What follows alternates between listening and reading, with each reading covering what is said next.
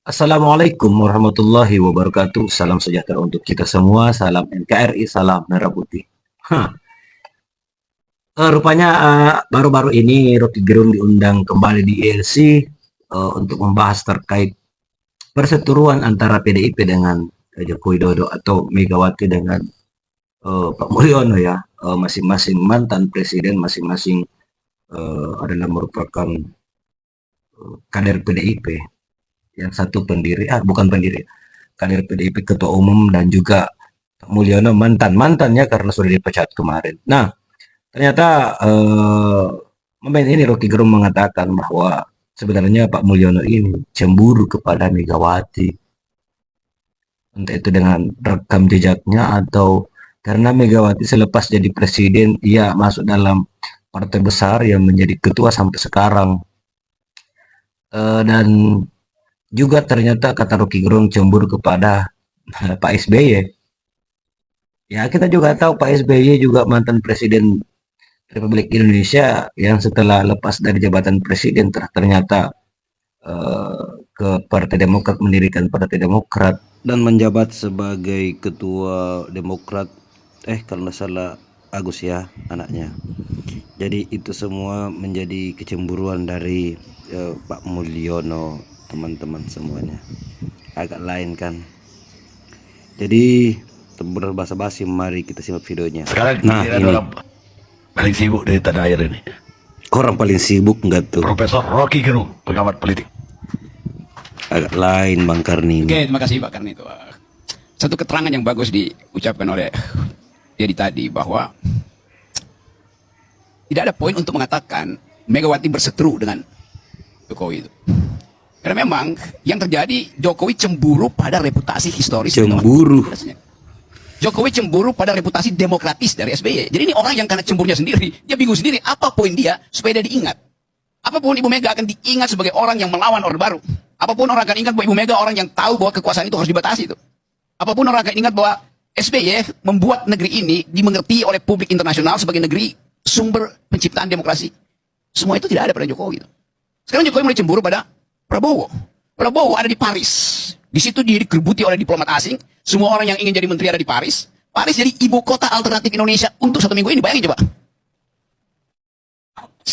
Saya bakal ketemu juga nanti besok saya ke Paris. Tapi bukan untuk manjat kekuasaan. Saya bawa atlet panjat tebing. Bedanya di situ tuh. Apa yang dilakukan Pak Jokowi sekarang? Dia lagi mempersiapkan upacara besar-besaran di IKN tanggal 10 dengan mengerahkan 500 sampai 1.500 relawan tuh. Mau ngapain gitu coba? Mau pamer bahwa IKN itu ada legasi dia. Memang. Karena Projo bilang, kenapa kalian, wartawan tanya, kenapa kalian akan pergi ke IKN? Ya kan IKN itu ada legasi Pak Prabowo, legasi Pak Jokowi, artinya legasi kami juga sebagai relawan. Bayangin logika kekuasaan itu, dipersempit sebagai upaya untuk pamer IKN dan menganggap itu legasi Jokowi, artinya legasi dari buat relawan. Jadi bukan legasi buat bangsa memang. Jadi betul tadi, dia mengatakan buat kita hidup dalam The Republic of Fear itu.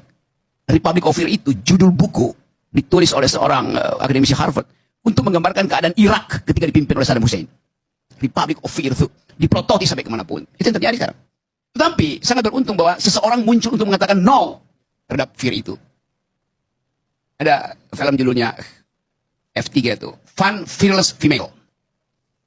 Seorang perempuan yang tidak pernah punya rasa takut itu. Ciri-cirinya apa? Dia mampu untuk menerangkan kedudukan dia itu tanpa dipengaruhi oleh perspektif apapun, selain bahwa dia tahu dia adalah perempuan yang tidak takut pada semua ancaman itu. Ini judul film ya, Fun Fearless Female. Dia fun karena dia tahu bahwa yang diucapkan itu didasarkan pada pengetahuan historis dia tentang segala hal tuh. Jadi kalau bilang siapa yang sekarang disebut fun fearless female? Ya Megawati. Dia nggak punya rasa takut. Apa yang dia mau takutkan? Sejarah membackup dia dengan seluruh perspektif. Pidato Megawati di forum itu menunjukkan bahwa akhirnya Megawati tadi kembali pada kekuatan intelektual. Dia ucapkan sejarah pikiran Bung Karno dengan detail tuh. Dia mau bertengkar tentang emang Soekarno komunis atau dia nasionalis? Pada ujungnya Soekarno nasionalis. Hal semacam ini adalah kita mengerti akhirnya memori kolektif dari bangsa ini disempurnakan oleh pidato Megawati dalam 12 menit tadi di Partai Perindo. Orang tahu akhirnya. Dan orang ke Megawati nggak ngerti apa-apa. Di dalam ilmu psikologi atau biopsikologi, sel otak kita itu akan kembali ke masa lalu justru ketika kita benua itu. Kita ingat memori di awal-awal dan Megawati tahu bagaimana bapaknya itu pidato di depan tentara di Monas sekarang itu, lapangan IKADA. Jadi ketika saya diminta ketemu, ya kan, dia bilang, Mbak, gue punya berita satu tentang sahabatku. Hasto gitu. Oke, langsung aku ketemu gitu kan. Terus dia bilang gini, gue gak ada waktu banyak gitu kan. Karena kan dia anggota lah, aku boleh sebut ya. Gue gak ada waktu banyak. Maksudnya anggota itu aparat. Aparat. Oke. Nah, sahabat lu, Partai coklat. tolong lu bilangin. Berhenti bersuara keras, utamanya berjuangnya di Sumatera Utara dan di Jawa Tengah. Dan DIY juga. Iya, DKI juga. Karena filenya tuh sudah siap. Bahwa beliau tuh tersangka tuh tinggal diumumkan. Wow. Nah, File sudah siap. ya, aku Tinggal tanya. diumumkan sebagai Ya, tersangka. Sebagai tersangka. Oke. Kedua, dia bilang gitu. Ini kalaupun harus diteruskan, gue kasih tahu aja ya. Ini pasti kalah. Katanya di sana tuh udah pasti menang. Ini Yang pasti kalah itu maksudnya kandidatnya. kandidat PDIP. Kandidat PDIP, pasti kalah. Pasti kalah. Ah, oke. Jadi aku tuh langsung berpikir ya. Ini kita mau sampai kapan kayak begini? Video yang disiapkan oleh Sekjen Guntur PDI Romli akan Perjuangan, Mas sebarkan Hasto video terkait Kristianto, Jokowi. memang memuat skandal korupsi-korupsi yang melibatkan petinggi negara, baik yang saat ini menjabat atau yang sudah tidak menjabat. Penyalahgunaan kewenangan untuk menjadikan hukum sebagai alat politik membunuh lawan politik. Makanya saya sebutkan itu lebih besar dari kasus Watergate yang ada di Amerika. Dan juga penyalahgunaan kewenangan seorang petinggi penegak hukum untuk menyelesaikan masalah pribadi seorang anak yang sekarang mantan penguasa.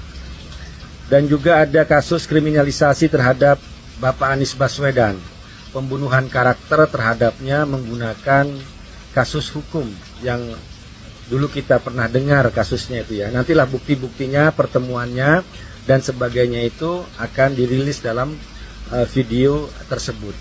Ini bukan balas dendam, bukan kebencian, tapi sebagai perlawanan, karena kami benar-benar melihat bahwa serangan terhadap sekjen ini merupakan serangan terhadap partai, ini merupakan bentuk kriminalisasi, bukan kasus hukum. Karena kalau kita kembali kepada fakta-fakta pengadilan, itu jelas bahwa sekjen tidak terlibat dalam kasus penyuapan antara Wahyu Setiawan dengan Harun Masiku. Misalnya baca lagi deh, amar putusan Majelis Hakim nomor 28 tanggal 15 Agustus tahun 2020 halaman 160-161. Di situ disebutkan bahwa aliran dana itu ke Wahyu Setiawan benar-benar dari Harun Masiku. Nggak ada disebutkan nama Hasto Kristianto di situ, nggak ada sama sekali. Jadi ini bukan untuk balas dendam, tapi untuk adalah perlawanan, karena kita juga mempertanyakan KPK yang selama ini mulai menurun kepercayaan publik terhadapnya, dan juga kasus terakhir ada penggeledahan kantor BI dan sudah ditetapkan ada tersangka oleh Deputi Penindakan, tapi kok bisa diralat oleh jubir KPK. Pertanyaannya, siapa yang meremote KPK? Kalau ada tersangka yang bisa diralat, maka siapa yang meremote untuk menetapkan tersangka Sekjen PDI Perjuangan Hasto Kristianto? Di situ. Terima kasih. Oke, gimana tanggapan kalian teman-teman terkait yang disampaikan Rocky Gerung tadi, bahwa sebenarnya Pak Mulyono itu cemburu kepada Megawati secara historis dan juga cemburu kepada SBY.